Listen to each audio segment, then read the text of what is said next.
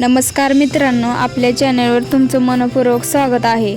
काल म्हणजे 26 जून 2026 रोजी महाराष्ट्रातील अनेक भागांमध्ये पावसाने जोरदार हजेरी लावली। काही ठिकाणी मुसळधार सरी कोसळल्या तर काही भागांमध्ये दिवसभर रिमझिम पाऊस सुरू होता। या पावसामुळे शेतकऱ्यांना मोठा दिलासा मिळाला असला तरी काही शहरांमध्ये वाहतूक आणि दैनंदिन जीवनावर परिणाम झाल्याचे चित्र दिसून आले आहे।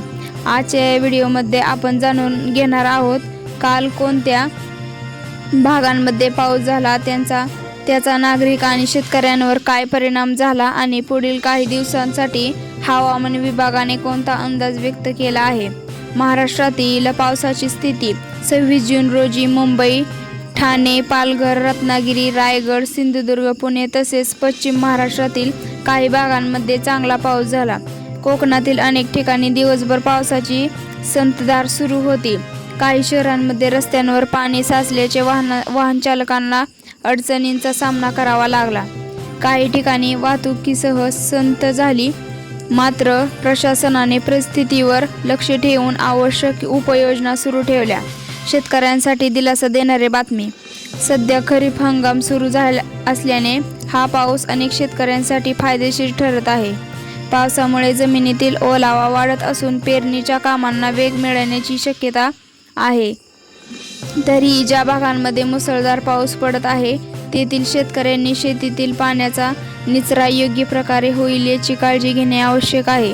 पुढील हवामानाचा अंदाज। हवामान विभागाने काही भागांमध्ये पुढील 24 ते 48 तासांतही जोरदार पावसाची शक्यता व्यक्त केली आहे।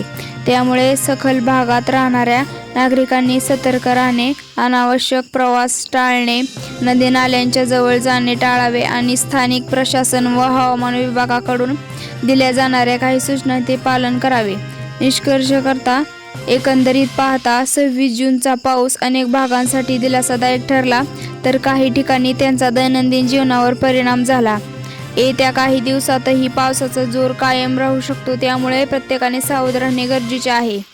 तुमच्या भागात काल पाऊस किती झाला, काही नुकसान झाले का, आम्हाला कमेंटमध्ये नक्की सांगा। जर तुम्हाला अशाच ताज्या, विश्वासार्ह आणि सोप्या भाषेतील बातम्या आवडत असतील तर आमच्या चॅनलला सबस्क्राईब करा आणि व्हिडिओला लाईक करा, आपल्या मित्रांसोबत शेअर करा। धन्यवाद। पुन्हा भेटू एका नवीन आणि महत्त्वाच्या बातमीसह।